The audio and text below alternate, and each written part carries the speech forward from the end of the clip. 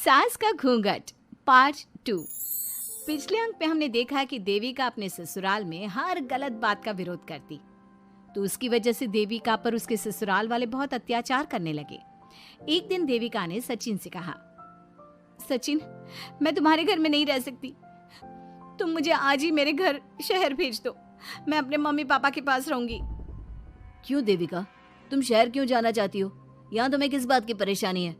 किस बात की परेशानी नहीं है सचिन, तुम्हारे घर के आदमी औरतों के साथ जानवरों जैसा व्यवहार करते हैं, मैं ऐसे माहौल में नहीं रह सकती। देखो देविका, तुम्हें यहीं रहना होगा। तुम्हारी शादी मुझसे हो गई है, अब मैं तुम्हारा पति हूँ और यही तुम्हारा घर है।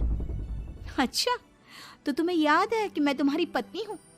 जब तुम्हारे पिताजी और चाचा जी मुझे एक एक हफ्ते के लिए कमरे में बंद कर देते हैं, तब तुम्हें क्यों याद नहीं आता कि जो औरत कमरे में बंद है वो तुम्हारी पत्नी है? जब तुम्हारे जीजाजी और भाई मुझसे बदतमीजी से बात करते हैं, मुझे खाने के लिए कुछ नहीं देते, तब भी तुम्हें याद नहीं आता कि मैं तुम्हारी पत्नी हूँ? देखो देविका, तुम बेकार की बातें मत करो। तुम यहाँ ढंग से रहोगी, सबकी बात मानोगी, तो कोई तुम्हें कुछ नहीं कहेगा।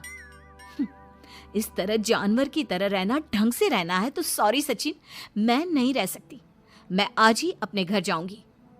ये बोलकर देविका अपना सामान पैक कर लेती है और घर से जाने लगती है। सचिन भी उसके पीछे पीछे चलता है और उसे समझाने की कोशिश करता है। जब ये सब जोगिंदर ने देखा तो बोल पड़ा, बहू, यह सब क्या हो रहा है? कहाँ जा रही हो? सचिन, बताओ अपने पिताजी को कि कहाँ जा रही हूँ मैं। तुम्हें शर्म नहीं आती अपने पति का नाम लेते हुए? मैं अपने पति का नाम ले रही हूँ, इसमें आपको क्या परेशानी है? आपका नाम तो नहीं ले रही हूँ ना? देविका, ये किस तरह से बात कर रही हो तुम पिताजी से? जिस तरह से करनी चाहिए उस तरह से कर रही हूँ बात। इससे अच्छी तरह से मैं तुम्हारे घर के किसी भी आदमी से बात नहीं कर सकती। तीनों की बात सुनकर घर के बाकी लोग भी वहां आ जाते हैं। तभी जोगिंदर कहता है, हमारे घर की औरतें अपने मर्दों का नाम नहीं लेती। तुम्हारे शहर में होता होगा, लेकिन हमारे यहाँ पर ऐसा कुछ नहीं होता।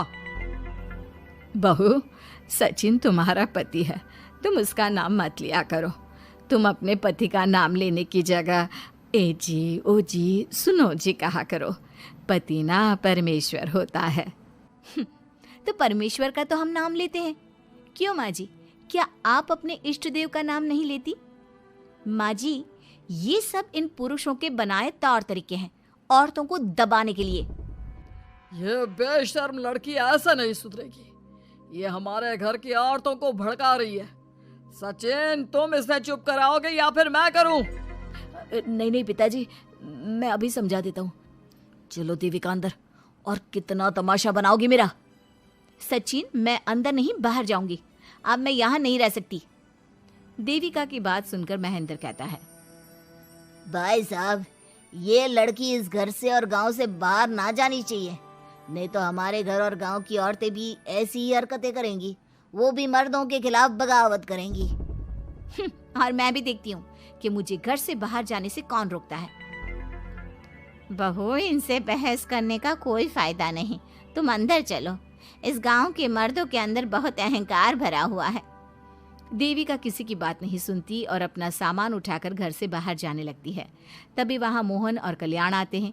कल्याण देविका के हाथ में से उसका सूटकेस छीन लेता है और मोहन देविका को जोरदार थप्पड़ मारता है। देविका का सर दीवार में लगता है और वो बेहोश हो जाती है। देविका, देविका तुम ठीक तो हो? भैया, आपकी हिम्मत कैसे हुई मेरी पत्नी पर हाथ उठाने की? सचिन, तुम जल्दी से देविका भाभी को अंदर कमरे में ले जाओ, मैं अभी वैद्य जी को लेकर आती हूँ। वीना जल्दी से वैद्य जी को लेकर आती है। वैद्य जी थोड़ी देर तक देविका की जांच करते हैं और कहते हैं, मुबारक हो आप सबको, आपकी बहू माँ बनने वाली है।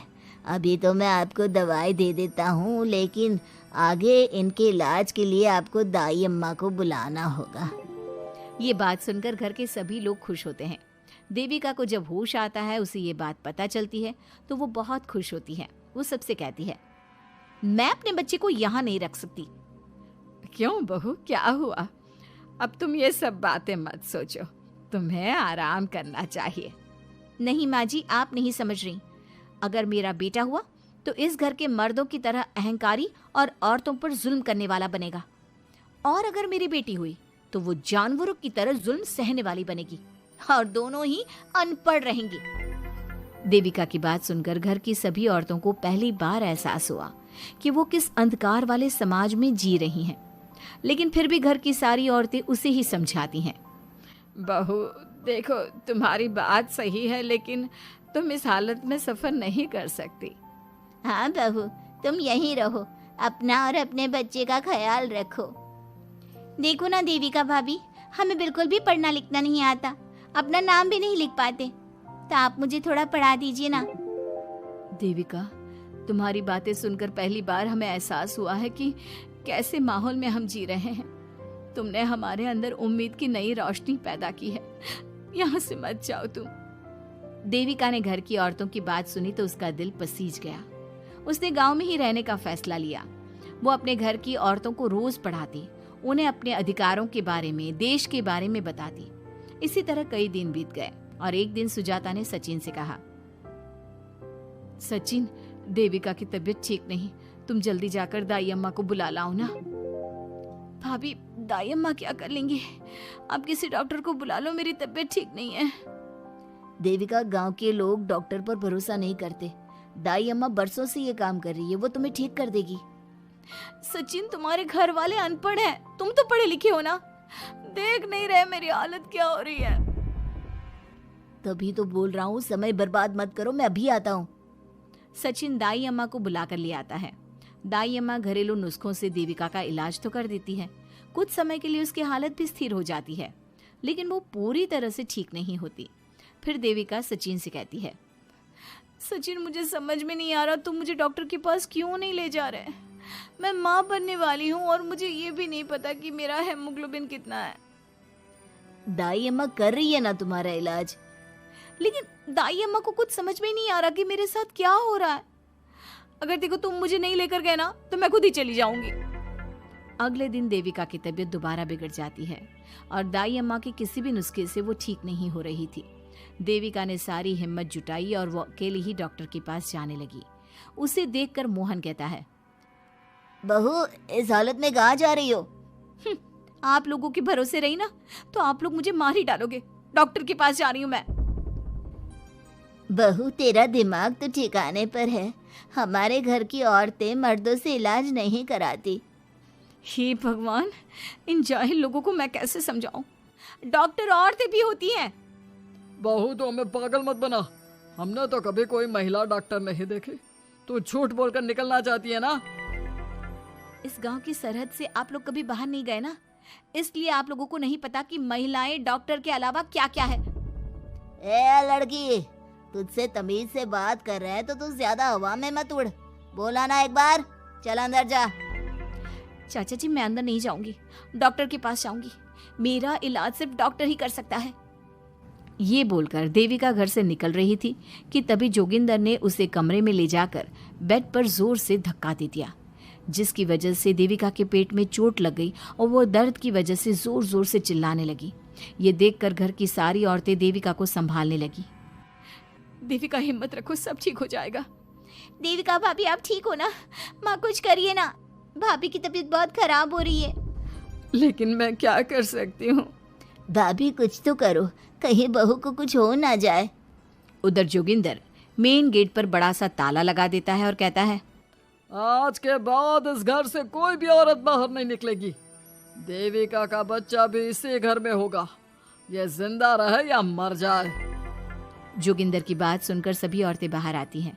जब विमला को इस बात का एहसास हो जाता है कि जोगिंदर देविका को डॉक्टर के पास किसी कीमत पर नहीं जाने देगा, तब विमला पहली बार अपना घूंघट उठाकर तेज आवाज में कहती है, मैं भी देखती हूँ देविका को डॉक्टर के पास जाने से कौन रोकता है। आज देविका डॉक्टर के पास जाकर रहेगी। देविका की सास का घूंघट आखिरकार उतर ही गया। घर के आदमियों ने पहली बार विमला का ये रूप देखा था और उसकी तेज आवाज पहली बार सुनी थी। क्या विमला अपनी बहू की जान बचा पाएगी या जोगिंदर अपनी पत्नी की आवाज भी दबा देगा? ये जानने के लिए हमारे अगले एपिसोड का इंतजार कीजिए और हमें कमेंट में ये भी बताइए कि घर की औरतों को आगे क्या कदम उठाना चाहिए।